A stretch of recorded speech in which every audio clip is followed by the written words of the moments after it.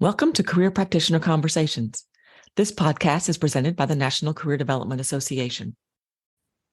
Welcome to the podcast. I'm Melissa Venable, NCDA Director of Professional Development, and this episode continues our 2025 DEI Symposium Series with a conversation about overcoming barriers to women's leadership in male-dominated careers. I'm here with Debra Sgro and Dr. Karen Ingram. Debra is the founder and principal for Beyond the Glass Ceiling LLC and president-elect of the North Carolina Career Development Association. Dr. Ingram is the Career and Technical Education Director for Davidson County Schools in North Carolina and current president of NCCDA. So we're excited to have you both here. Thank you for bringing this conversation to the symposium series and to the NCDA podcast. I will turn it over to you. Thank you, Melissa. And the NCDA's DEI leadership for cultivating the Diversity, Equity, and Inclusion Symposium and this podcast series. As Melissa mentioned, my name is Debra Sgro. I am a private practice career service provider. I'm the founder and principal for Beyond the Glass Ceiling, where I focus on coaching and mentoring women in technology, an area I worked in for over 40 years. I'm a member of the DICI committee and presented today's podcast topic at the 2025 symposium. Also mentioned, I'm president-elect for the North Carolina Career Development Association, and joining me in today's conversation is my colleague and friend, Dr. Karen Ingram, the president of NCCDA. Karen, welcome, and thank you for joining me in this podcast. Why don't you take a moment and say a little bit more about yourself? Great. Thank you so much. Thank you, Melissa, and thank you, Debra. Again, my name is Karen Ingram, and I'm excited to be a part of this discussion and providing for this opportunity being provided. I serve in the K-12 sector, as Melissa said earlier, as the Director of Career and Technical Education, otherwise known as CTE, for a public school district. I oversee career and technical education where students are made college and career ready through work-based learning opportunities, such as internships. We do apprenticeships and job shadowing through engagement in courses such as culinary arts, interior design, business essentials, drones, and trades. Also, we do construction and fire technology. I also work collaboratively with 8 career development coordinators. And as already mentioned by Deb, I currently serve as the president of NCCDA. I am also the secretary for the North Carolina Career and Technical Education Association, NCACTE, that's a mouthful, and which is a national organization that's focused on the legislative branch of CTE. And I'm very happy to be here. Oh, thank you, Karen. And I'm glad we have this opportunity to discuss a topic that has been prominent in both of our careers, that being challenges facing women's leadership. Now, as I said, I worked over 40 years in financial technology on Wall Street as a technical programmer, project manager, and then senior portfolio manager. In researching for this presentation, I looked into the Bureau of Labor Statistics and saw that for my field, women occupy 50% at the entry level, and that's good. That's what we hope for. However, they hold radically less seats when you look up the ladder, and by the time you get to the C-suite, women hold only 29% of those positions. Karen, in your field of education, women hold 77% of the teachers and instructor roles, and those numbers slip to 50% at the principal level, and then 30% in county supervisor and state supervisor roles. Now, this erosion that occurs between the individual contributor and the manager leader levels is referred to as the broken rung in the career ladder of women's advancement. So let's talk about how each of us navigated past that broken rung obstacle. Karen, why don't you go ahead and start? Tell us a specific situation early on, maybe, where you faced advancement headwinds. And most importantly, what skills did you use to overcome that obstacle? Absolutely. In my field, advancing to lower levels of leadership, which are roles that may be housed within an actual school campus, was not necessarily a major challenge at that level. But moving and advancing into higher leadership roles that operated from the district level, that is what has proven to be a bit more daunting. For me, the challenge surfaced as a result of my intersectionality, not only being a female, but being a woman of color. Women in educational leadership roles represent low numbers, and women of color in educational leadership roles, such as superintendents, are grossly underrepresented at a significantly lower rate, such as 3% in the state of North Carolina. There are currently only 8 women of color in these roles. I personally have encountered the political side of advancement, which focuses more on who you know than rather than what you know.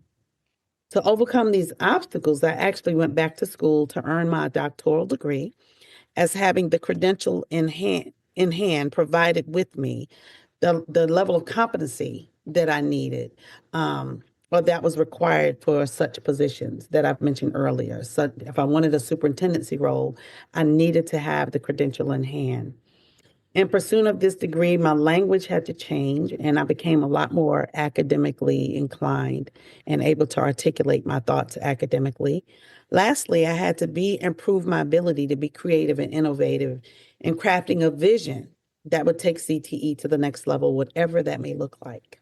Thanks. Karen, I heard you say it was necessary for you to get advanced accreditation to get noticed and taken seriously, even though you were demonstrating your abilities. And your point really underscores the barrier that can make some people prove themselves twice, once through performance and then again through credentials. Thank you. Thank you for naming that so clearly. Absolutely. Deb, how about you? Can you tell us a little bit about what you encountered as you moved up into leadership? Yeah, sure. In my field, promotion and pay raises are announced and awarded in February every year.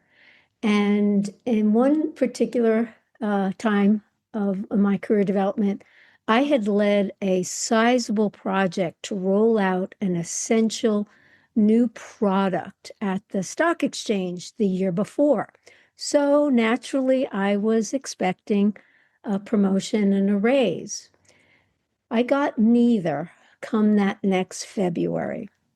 I was absolutely beside myself with disappointment and anger. I couldn't believe it. As unprepared as I was, I approached my boss and asked what happened. And he said something to the effect that while I had done a good job, I would be considered maybe next year if I could prove that this was not just a one-time result. Now, I argued that the criteria in the job description for the next level had no requirement about proving oneself repeatedly an undetermined number of times, and that I really saw that my abilities had been demonstrated in the past and then made very visible in that most recent assignment that I had led a team on. But really, what was happening, you see, is that there are only a certain number of promotion slots allowed each year. And I had been shuffled to the side because others had got those slots. But I wouldn't let it go there. I had more discussions with my boss and then finally with his boss. And I was promoted 4 months later. It's referred to as an off-cycle promotion. However, even though I got the promotion and I got the raise, there was no fanfare. There was no corporate recognition. I didn't get to go to the celebratory party. My picture wasn't up on the bulletin board. So it was kind of a disappointing victory.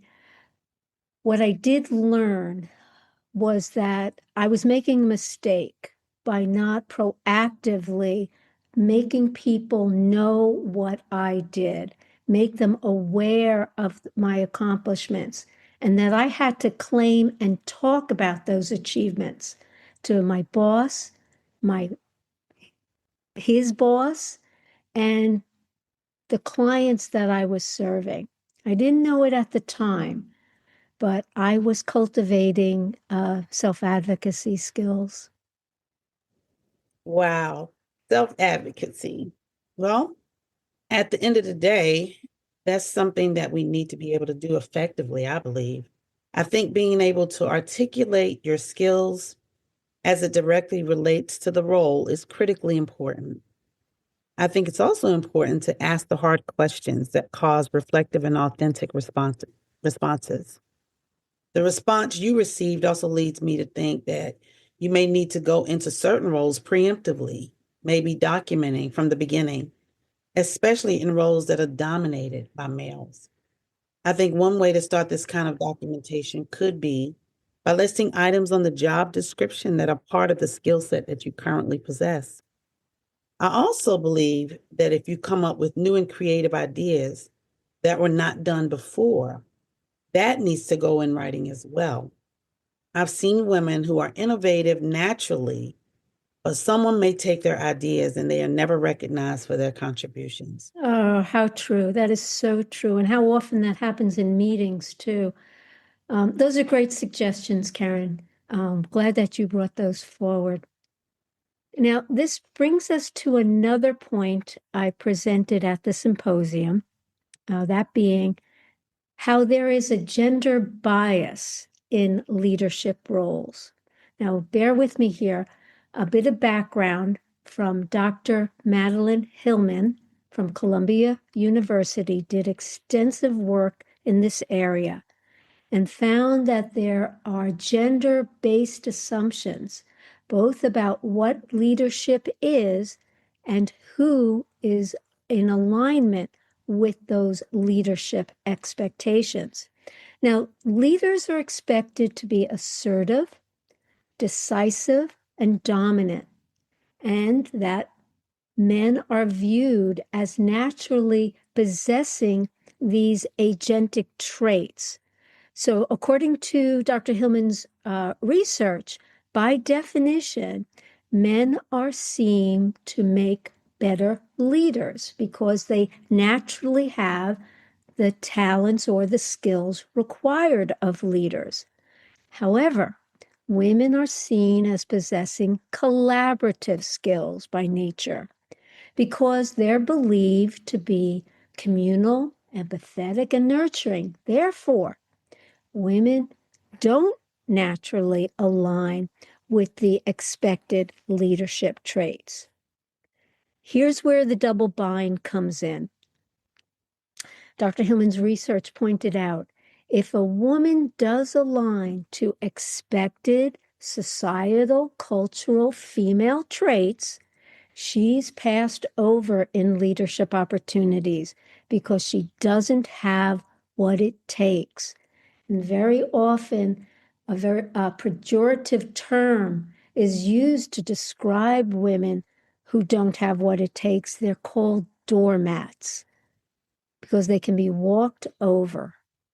On the other hand, if she does exhibit agentic leadership traits, commonly associated with men and not expected in women, there is a backlash because she's not performing as society or culture expects and is labeled difficult to work with or strong-minded. These women are pejoratively referred to as ice queens. Transgressing the social cultural norms can lead to isolation, damaged reputation, and being targeted with microaggressions. Karen, we both have supervised and coached other women.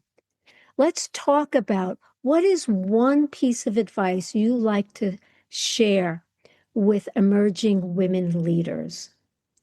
Sure, Deborah.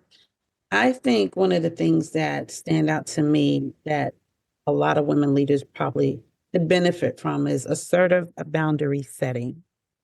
As leaders, we are often pulled in multiple directions with pressing demands from our colleagues, our students, and shifting priorities that are part of our everyday lives.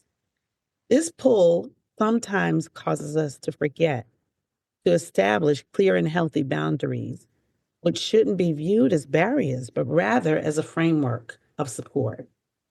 This concept is very personal for me as I've been building these skills and traits in my own personal and professional life. I have come to recognize that this shift begins with self awareness.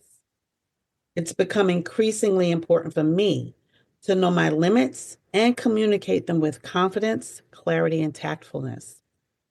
It is also vital that my productivity not be attached to or dictated by my gender with any unrealistic expectations. Assertiveness in this context shouldn't be viewed as an aggression, but as the steady voice that says, this is what I can commit to. Or let's revisit this once current priorities have been completed. When this is practiced well, it can strengthen relationships by building credibility and authenticity. The challenge to you as listeners today is to take one area of your professional life where the boundaries have become somewhat blurred and clearly define that area. Then communicate it kindly, but yet firmly.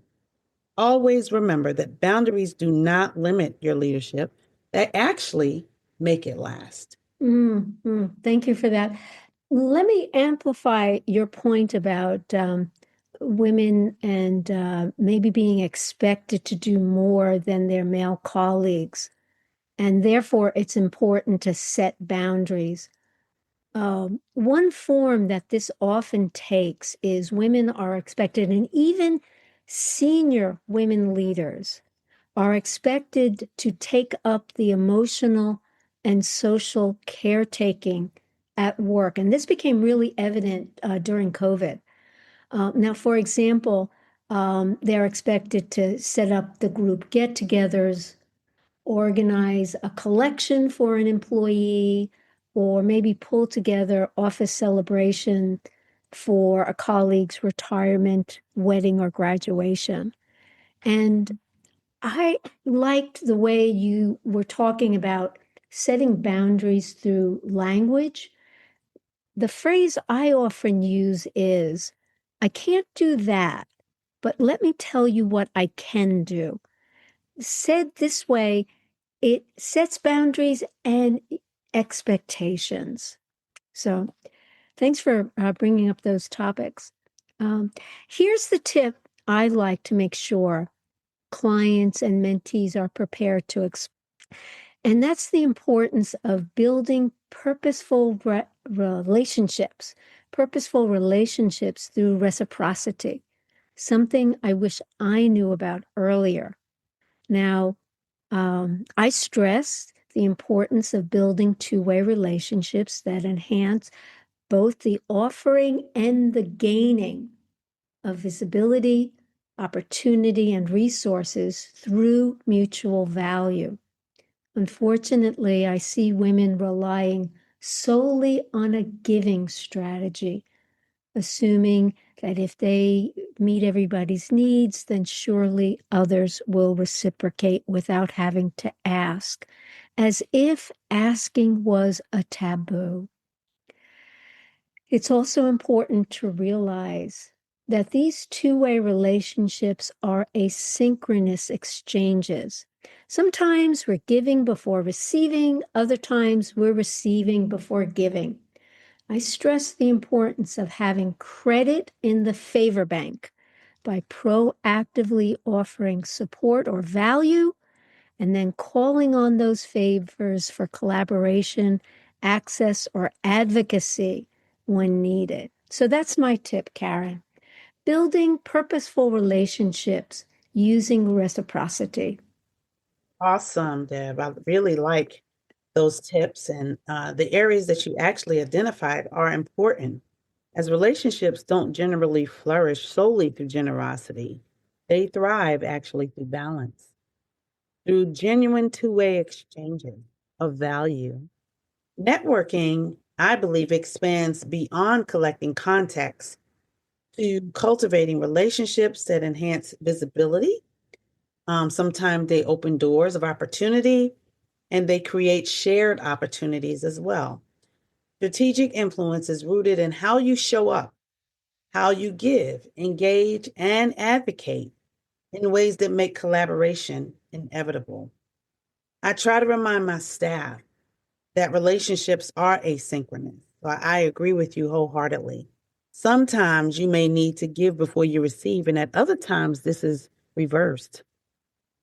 But both are healthy and both are essential. In the end, networking is not transactional, but rather it's transformational. When you understand that giving and getting are not opposites, but partners in sustained professional growth. Right, right. So, Karen, let's close with one more tip that we might share with a client or a student. And I'll go first this time. And here's my closing tip. No matter our career field or work situation, even if we work within a corporation or a large organization, we're all in business for ourselves. Developing strong entrepreneurial skills, such as bringing value to your customers. And yes, our bosses are one of our customers. Promoting your work effectively and thinking strategically will serve you well in every role, at every level, and through every career transition. That's my tip. Remember, we are in business for ourselves. How about your closing tip, Karen? Sure, Deborah. I just want to remind our listeners that lasting progress comes from collective accountability and self-advocacy. I encourage you to do both, claim space and create space. And as Deborah stated, speak up for your own advancement while sponsoring and amplifying other women's voices. Great, thank you. And talking about thank yous, a very warm thank you to you, Dr. Melissa Venable, for partnering with us in this podcast production. To Dr. Love, Mr. Rubin Britt, and Dr. Monroe for all their leadership and support. Thank you to my partner, Dr. Karen Ingram, and to our listeners. Your feedback is welcome.